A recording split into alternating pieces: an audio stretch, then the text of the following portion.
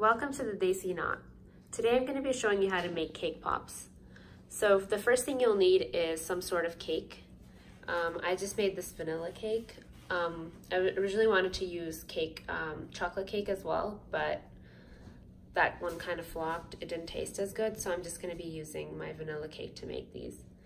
And then you're also going to need some sort of frosting. I'm using cream cheese frosting, but you can use whatever kind of frosting you like. And then to cover the cake pops, you're gonna need chocolate. I'm using both brown regular chocolate chips and also white chocolate chips because I'm gonna use the white chocolate to decorate my cake pops. And then also for decorating, I'm gonna be using these white candy pearls and also some sparkling gold sugar. It's like edible glitter basically.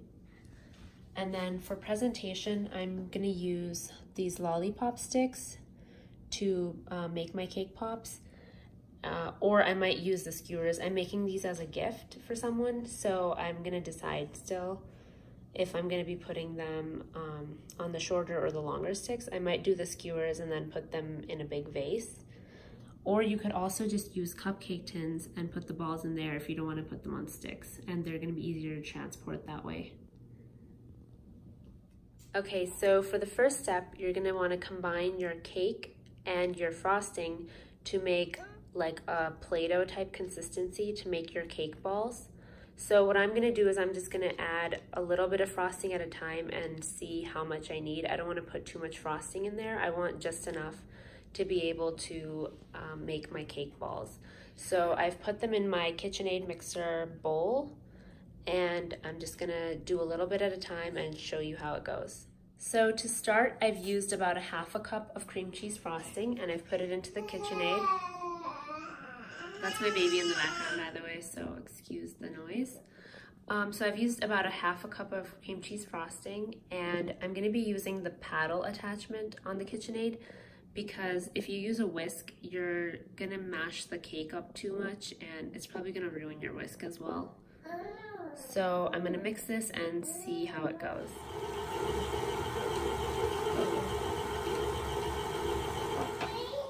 Now I've mixed the cake and the frosting together and tested out the consistency in my hands, and it's perfect.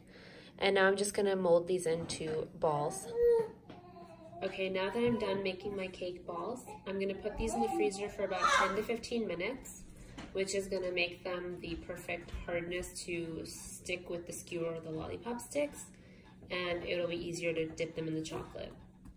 So I've finally decided on my presentation format. I'm not gonna be using the skewers because they're unsafe, and then I'm not using the cupcake tins either, but that would be a good idea, but I want them to look like lollipops. These are from Wilton brand, in case you're wondering. I will be using these treat sticks. They're also by Wilton. You can get them from like Walmart, or Michael's probably would have them. And then the sparkling gold sugar is from a Downy's brand, which is from Walmart as well. And then these Cake Mate candy pearls, I don't remember where I got them, but you can look them up online. Also, just a helpful tip, to melt the chocolate, you don't want to put too much oil in there. Like, I would only put about 1/2 teaspoon in this amount of chocolate. And this is about like, what, 1/2 bag of chocolate chips? A bit more than 1/2 bag of chocolate chips.